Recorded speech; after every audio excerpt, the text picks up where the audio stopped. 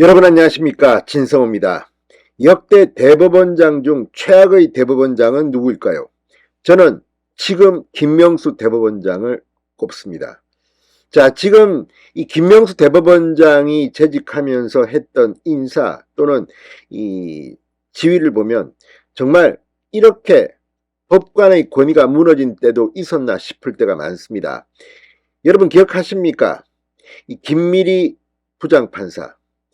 자, 지금 문재인 정권 하에서 일어난 대표적인 권력자들의 재판을 자기 성향 판사들에게 맡기고, 그것도 중앙지법 부장판사 3년이라는 관례도 깨고 4년씩, 어떤 사람은 6년까지 시키면서 문재인 정권의 뒤를 봐준 게 아닌가 의심을 받고 있습니다.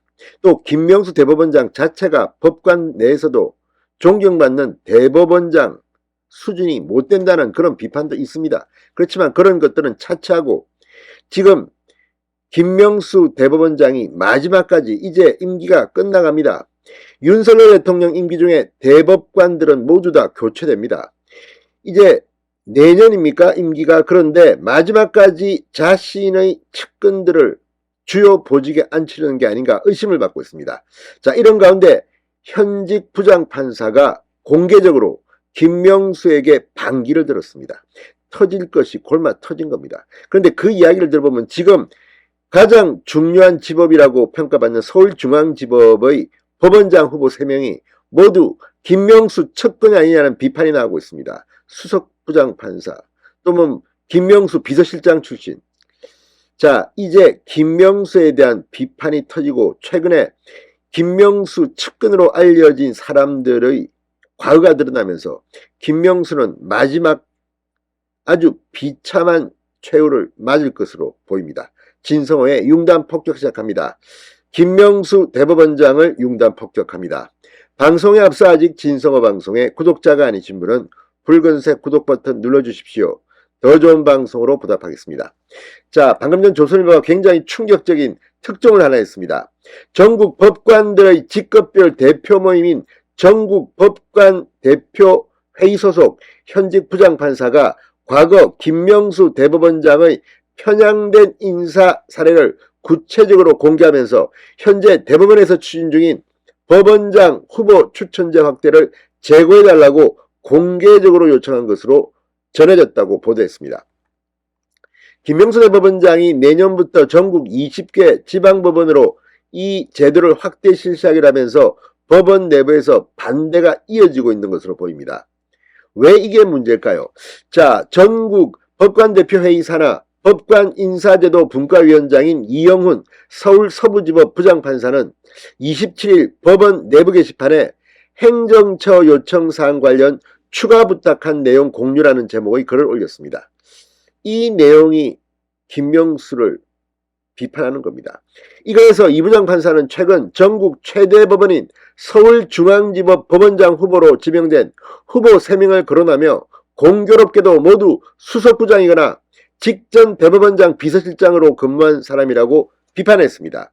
현재 후보는 송경건 민사 1수석 부장판사, 김정중 민사 2수석 부장판사, 반정우 부장판사가 추천된 상태입니다. 그런데 반부장판사의 경우 김명수 대법원장의 전 비서실장이었고 송수석부장과 김수석부장은 모두 김명수 대법원장이 수석부장으로 임명한 사람들입니다. 법조계 관계자는 세 사람 모두 김 대법원장과 가깝다고 보여진다고 조선일보에 말했습니다. 이영훈 부장판사는 대법원장 측근으로 평가받던 전 법원장께서 형사합의부장들을 불러 모아 의견 표명을 요구했다고 보도되거나 일부 형사합의부장들을 너무 장기간 근무하게 한 일 등으로 여러 번 따가운 지적이나 의심을 받았던 것을 잘 아실 것이다. 이런 상황에서 법원장 후보 추천제를 그대로 진행할 경우 사법부 신뢰에 미칠 부정적 영향이나 대책에 대해서 얼마나 검토하고 준비했는지 설명을 듣고 싶다.